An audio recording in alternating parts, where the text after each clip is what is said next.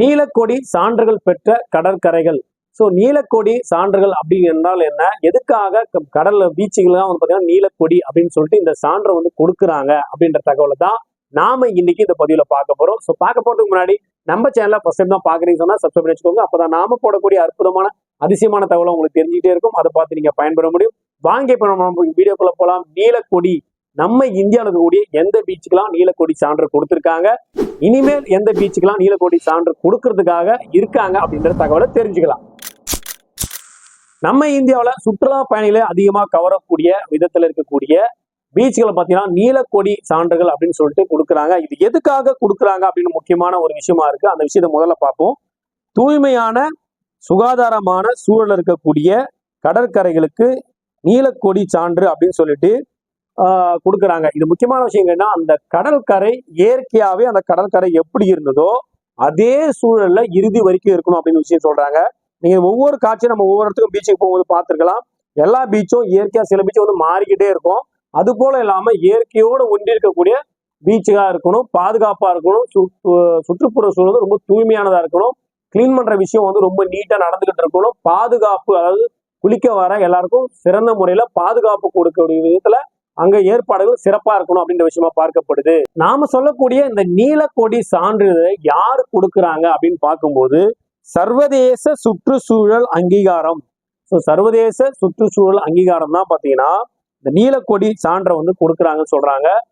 அந்த பீச்சோட இயல்பு தன்மை, இயற்கை தன்மை கொஞ்சம் கூட மாறாம மக்களுக்கு பாதுகாப்பாகவும் சுத்தமாகவும் தூய்மையாகவும் சுகாதாரமாகவும் இருக்கக்கூடிய பீச்சுகளுக்கு தான் நீலக்கொடி சான்றிதழ் கொடுக்கப்படுகின்றது. அப்படி நம்ம இந்தியாவில் அதுலயும் குறிப்பா நம்ம தமிழ்நாட்டுல எந்த பீச்சுக்கெல்லாம் நீலக்கொடி சான்றிதழ் இருக்குன்னு பாத்தீங்கன்னா பாண்டிச்சேரியில் இருக்கக்கூடிய பீச்சுக்கு நீலக்கொடி சான்றிதழ் கொடுக்கப்பட்டிருக்கு. அதுக்கு அடுத்தபடியா பாத்தீங்கன்னா கோவளம், எல்லாரும் கேள்விப்பட்டிருக்கு, கோவளம் பீச்சுக்கும் நீலக்கொடி சான்றிதழ் கொடுக்கப்பட்டிருக்கு.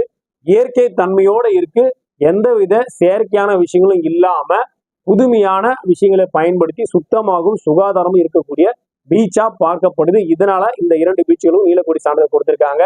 இதுக்கு அடுத்தபடியா பாத்தீங்கன்னா உலகத்தின் இரண்டாவது மிகப்பெரிய பீச் அப்படின்னு சொல்லுவாங்க நம்ம மெரினா பீச்.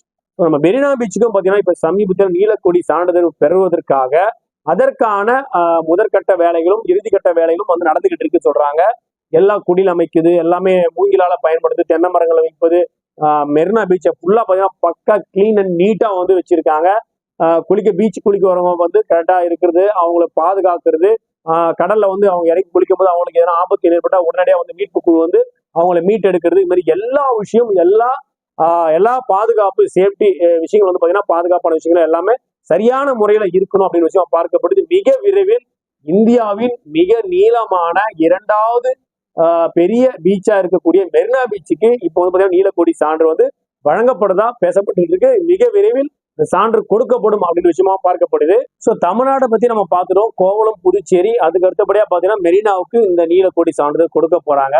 இதை தவிர்த்து மற்ற மாநிலங்கள்ல, இந்தியாவில கூட பல மாநிலங்கள் பாத்தீங்கன்னா இருக்கக்கூடிய பீச்சுகளுக்கும் நீலக்கொடி சான்றிதழ் வந்து கொடுத்திருக்காங்க. அதுல பாத்தீங்கன்னா குஜராத்ல இருக்கக்கூடிய சிவராஜ்பூர், அப்புறம் டையூவில் உள்ள கோக்லா அப்படின்னு சொல்லக்கூடிய பீச்சுக்கும் கொடுத்திருக்காங்க. கர்நாடகாவில் இருக்கக்கூடிய படுபித்திரி அப்படின்னு சொல்லக்கூடிய பீச்சுக்கும் வந்து பாத்தீங்கன்னா நீலக்கொடி சான்றிதழ் கொடுக்கப்பட்டிருக்கு. கேரளாவில் இருக்கக்கூடிய காசர்கோடு பீச்சுக்கும் வந்து பாத்தீங்கன்னா நீலக்கொடி சான்றிதழ் கொடுத்திருக்காங்க. ஆந்திராவில் இருக்கக்கூடிய ருஷிகொண்டா பீச்சுக்கும் பாத்தீங்கன்னா நீலக்கொடி சான்றிதழ் வந்து கொடுக்கப்பட்டிருக்கு. ஒடிசாவில் இருக்கக்கூடிய கோல்டன் பீச்சுக்கும் வந்து பாத்தீங்கன்னா நீலக்கொடி சான்றிதழ் கொடுக்கப்பட்டிருக்கு. அந்தமான் நிக்கோபாரின் ராதா நகர் வந்து பாத்தீங்கன்னா நீலக்கொடி சான்றிதழ் வந்து கொடுத்திருக்காங்க. லட்சத்தீவுல இருக்கக்கூடிய மினிகாய் துண்டி கடற்கரை, இந்த கடற்கரைக்கு பாத்தீங்கன்னா நீலக்கொடி சான்றிதழ் வந்து வழங்கப்பட்டிருக்கு.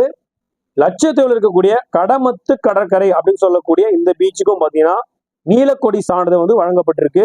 கிட்டத்தட்ட பாத்தீங்கன்னா நம்ம இந்தியாவில் இருக்கக்கூடிய பல்வேறு மாநிலங்கள் இருக்கக்கூடிய பீச்சுகளுக்கு பாத்தீங்கன்னா நீலக்கொடி சான்றிதழ் வழங்கப்பட்டிருக்கு.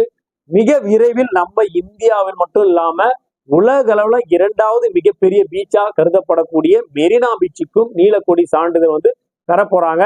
அதற்கான அனைத்து ஏற்பாடும் மிக துரிதமா நடந்துட்டு இருக்கு. காட்சிகளை நீங்க பார்க்கும் போதே உங்களுக்கு தெரியும் அந்த அளவுக்கு வேலைப்பாடு வந்து மிக விரைவில் மெரினாவுக்கும் நீலக்கொடி சான்றிதழ் வழங்கப்படும் அப்படின்ற விஷயம் கண்டிப்பா நமக்கு ஒரு பெருமையான விஷயமா பார்க்கப்படுது. தமிழ்நாட்டுக்கு மட்டும் இல்ல, இந்தியாவுக்கே ஒரு பெருமையான விஷயம் தான்.